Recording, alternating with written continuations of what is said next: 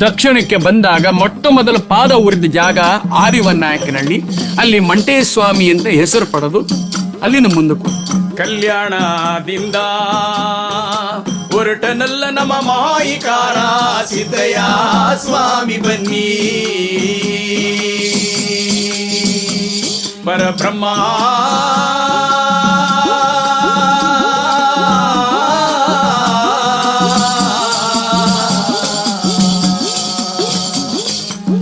ಲಿಂಗಯ್ಯ ದಯ ಮಾಡಿ ರಾಜಪಾಜಿ ಕರೆಕೊಂಡು ಚನ್ನಾಜಮ್ನ ಕರೆಕೊಂಡು ದೊಡ್ಡಮ್ಮ ತಾಯಿ ಕರೆಕೊಂಡು ಸಕರಾಯ ಪಟ್ಟಣದ ಹರಸರ ಮಕ್ಕಳ ಕರೆಕೊಂಡು ಆದಿವನ್ನಾಯಕನಹಳ್ಳಿಗೆ ದೇವರೇ ದಯ ಮಾಡದರಂತೆ ಸಿದ್ದಯ್ಯ ಸ್ವಾಮಿ ಬನ್ನಿ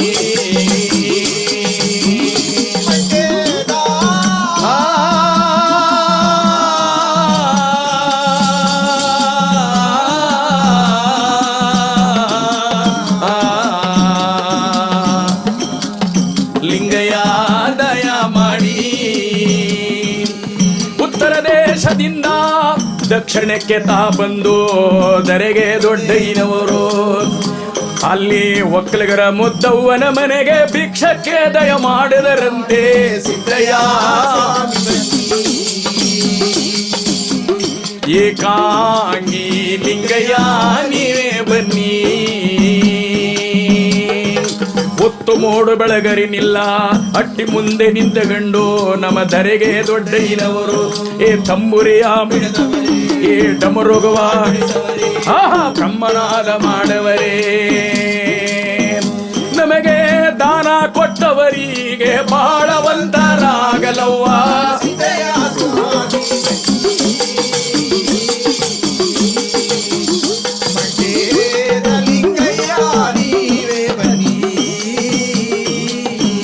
ನಮಗೆ ಭಿಕ್ಷಾ ಕೊಟ್ಟವರಿಗೆ ಲಕ್ಷ ಭಾಗ್ಯ ಆಗಲವ್ವ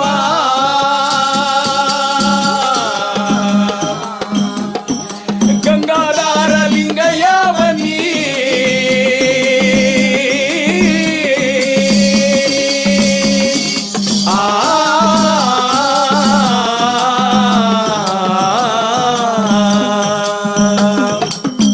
ಧರ್ಮಗುರು ಪರಂಜ್ಯೋತಿ ಧರೆಗೆ ದೊಡ್ಡವರು ಒತ್ತಂತೆ ಬಂದು ಭಿಕ್ಷೆ ಕೇಳ್ತಾ ಇದ್ದಾರೆ. ಮುದ್ದವ್ವ ಒತ್ತಂತೆ ಎದ್ದು ಸ್ನಾನ ಮಳೆಗಳನ್ನು ಮಾಡಿ ಪಟ್ಟೆ ಸೀರೆಯನ್ನುಟ್ಟು ಮುಗ್ಗಿನ ರೌಕೆ ತೊಟ್ಟು ಮುಂಗೈ ತುಂಬಾ ಮುತ್ತಿನ ಬಳೆಗಳ ತೊಟ್ಟು ಕೆನ್ನೆಗೆ ಅಕ್ಕಸ್ತಿ ಗಂಧವನ್ನೆಲ್ಲ ಧರಿಸಿಕೊಂಡು ಕಂಚಿನಂಡೆ ತಕ್ಕೊಂಡು ಹಾಲು ಕರಿಬೇಕು ಅಂತ ಹೇಳಿ ಕೊಟ್ಟಿಗೆಗೆ ಬಂದು ಕರುವನ್ನು ಬಿಟ್ಟು ಹಾಲು ಕರಿತಿರುವಂತ ಸಮಯ. ಆ ಸಮಯಕ್ಕೆ ಧರೆಗೆ ದೊಡ್ಡವರು ಭಿಕ್ಷಕ್ಕೆ ಬಂದು ನಿಂತಿದ್ದಾರೆ ಬೀದಿಯಲ್ಲಿ. ಬಾರಿ 24 ಕಂಬದಟ್ಟಿ ಕೊಟ್ಟಿಗೆ ಹಿಂದೆ ಇದೆ. ಇವರು ಕೂಗುವಂತ ಕೂಗು ಕೇಳಿಸ್ತಿಲ್ಲ ಮುದ್ದವನಿಗೆ. ಇದ್ಯಾಕೆ ಒಂದು ಕೂತ್ರ ಬರ್ನಿಲ್ವಲ್ಲ ಹಾಗಂತೇಳಿ ಧರೆಗೆ ದೊಡ್ಡವರು ಇಲ್ಲ ಮುಂದಕ್ಕೆ ಹೋಗುವನ್ನಿಲ್ಲ ಭಿಕ್ಷನಾರು ಕೊಂಡಿಲ್ವಲ್ಲ ಮೊಟ್ಟ ಮೊದಲು ಎತ್ತು ಬಂದಂತ ಜೋಳಿಗೆ ಸೂಲ್ತದಲ್ಲ ಅಂತೇಳಿ ಇಲ್ಲ ಹಿಂಗಾದ್ರೂ ಮಾಡಿ ಭಿಕ್ಷೆ ತಕೊಂಡು ಹೋಗ್ಬೇಕು ಅಂತೇಳಿ ಧರೆಗೆ ದೊಡ್ಡವರು ಜಗಲಿ ಮ್ಯಾಲ ಬಂದು ನಿಂತ್ಕೊಂಡ್ರು. ಜಗಲಿ ಮ್ಯಾಲ ಬಂದು ನಿಂತ್ಕೊಂಡು ಡಮರುಗನಾದವನ್ನು ಮಾಡಿ ತಂಬುರಿ ಸದ್ದನ್ನು ಮಾಡಿ ಧರೆಗೆ ದೊಡ್ಡವರು ಭಿಕ್ಷೆ ಕೇಳ್ತಿದ್ದಾರೆ. ಅವರ ತಂಬುರಿಯ ನಾದಕ್ಕೆ ಡಮರುಗದ ಮರ್ತಕ್ಕೆ ಹಾಲು ಕರಿಯುವ ಕಾಮದೇನೋ ಜಲ್ಲ ಜಲ್ಲನೆ ಬೆದರಿ ಅಯ್ಯೋ ಆರ್ಸಿ ಅಂಡೆ ಒದ್ದಿ ತಂದೆ ಕೊಟ್ಟು ಓಡಿ ತಂದೆ ಸ್ವಾಮಿ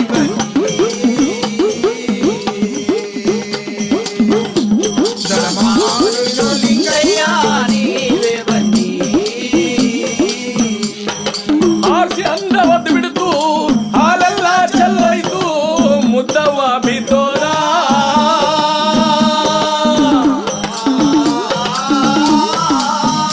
ಆಹಾ ಬಿದ್ದಂತ ಪಾಪಕ್ಕೆ ದುರು ದುರು ದುರನೆ ನೋಡುತ್ತಾರೆ.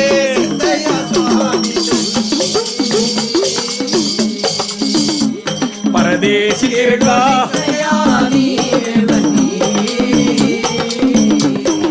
ಬಿದ್ದಂತ ಪಾಪಕ್ಕೆ ದುರು ದುರು ದುರನೆ ನೋಡಿ ಒಕ್ಕಲಗರ ಮುದ್ದವ್ವ ಏ ಬಳೆಯ ಮುದ್ದವ್ವ ಧರೆಗೆ ದೊಡ್ಡವ್ರನ್ನ ಏನಂತ ಬೈತಾ ಇದ್ದಾಳೆ. ಹೊತ್ತು ಮೂಡಿ ಬೆಳಕರಿಗಿಲ್ಲ ನನ್ನಟ್ಟಿ ಚೀತ್ಕಾರನ ಮಗನೇ. ಮನೆ ಮುಂದೆ ಭಿಕ್ಷಕ್ ಬಂದಿದ್ಯಲ್ಲ ನೀನು.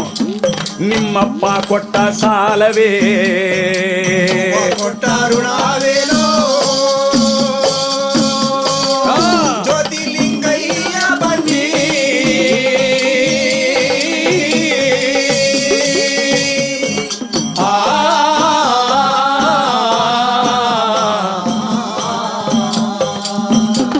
ನಿಮ್ಮಪ್ಪ ಕೊಟ್ಟ ಸಾಲವೇ ನಿಮ್ಮವ್ವ ಕೊಟ್ಟ ಋಣವೇನೋ.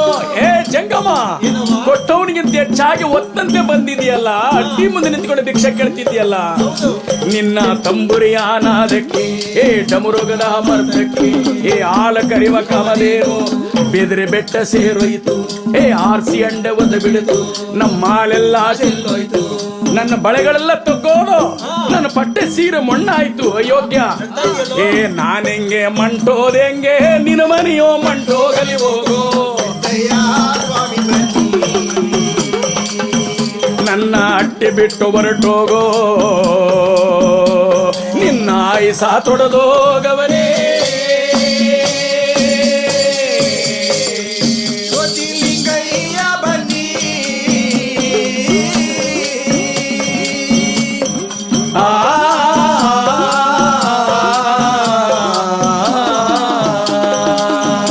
ಅವಳು ಬೋದಂತ ಬೋಗಳಕ್ಕೆ ಪಾಪ ಬರಲಿಲ್ಲ ದರೆಗೆ ದೊಡ್ಡವರಿಗೆ.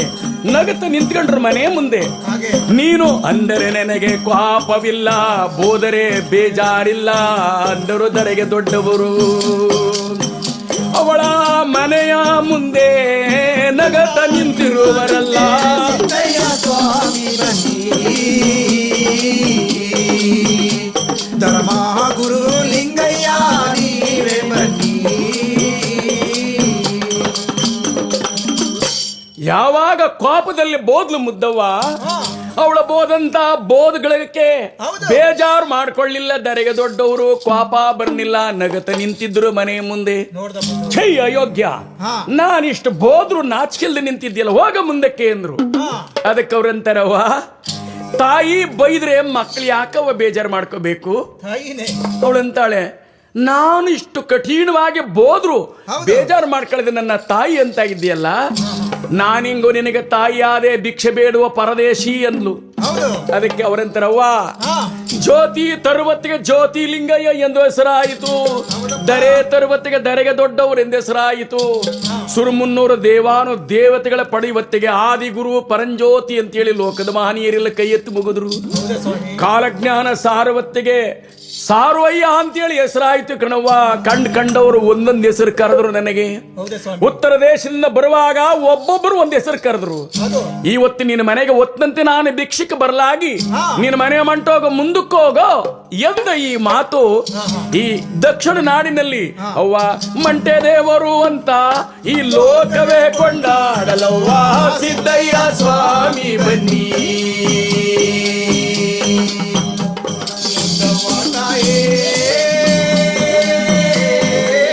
ಲಿಂಗಯ್ಯ ಅವ್ವ ಮಂಟೆ ದೇವರು ಅಂತ ಈ ಲೋಕವೇ ಕೊಂಡಾಡಲಿ, ಹಾಗೆಂದರು ನಮ್ಮ ಗುರು ದರೆಗೆ ದೊಡ್ಡಯ್ಯನವರು. ಆಹಾ, ಗುರುಗಳ ಮಾತ ಕೇಳಿ ಅವಳು ಓಡಿ ಓಡಿ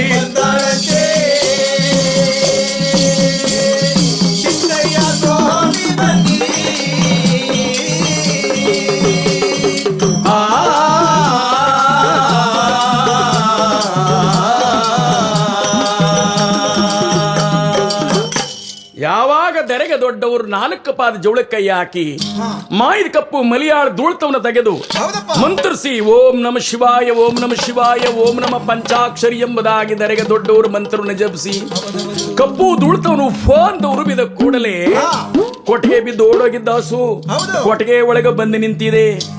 ಒಡೆದೋಗಿದ್ದ ಅಂಡೆ 2 ಒಂದಾಯಿತು. ಅಂಡೆ ತುಂಬಾ ಹಾಲು ಉಕ್ಕಿ ನೊರೆ ಕಡಿತಾ ಇದೆ. ಅವಳ ಮುಂಗೈಲಿ ಮುತ್ತಿನ ಬಳೆಗಳಿದೆ. ಇದನ್ನೆಲ್ಲ ನೋಡಿ ಓಡೋಡಿ ಬಂದ ತಾಯಿ ಅಡ್ಡ ಬಿದ್ದ. ಬುದ್ಧಿ ಯಾರ ಬುದ್ಧಿ ನೀವು?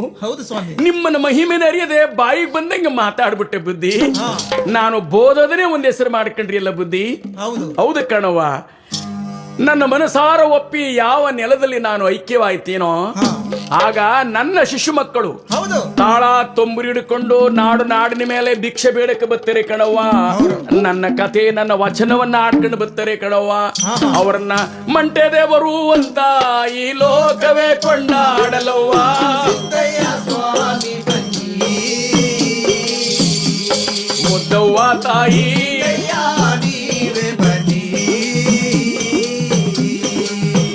ಬುದ್ಧಿ ಕಪ್ಪುದುಳ್ತದ ಮಾಯಾ ನಾ ತಿಳಿಯೇನಿಲ್ಲ ನಿಮ್ಮ ಪಾರ.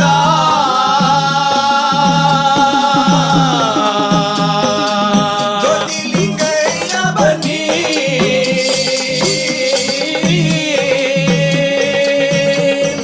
ಆ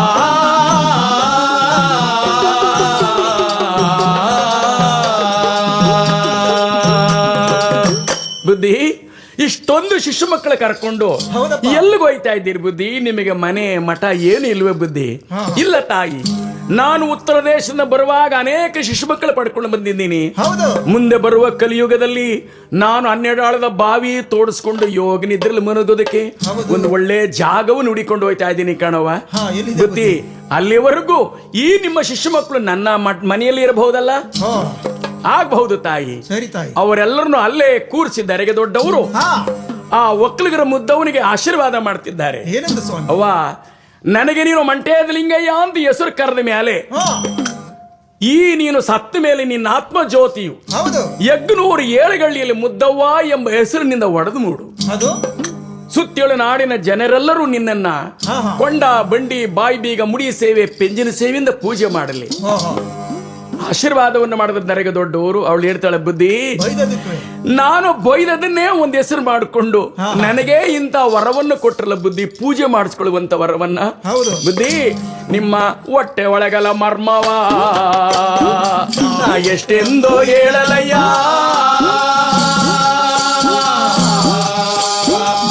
ಜ್ಯೋತಿಲಿಂಗಯ್ಯ ಬನ್ನಿ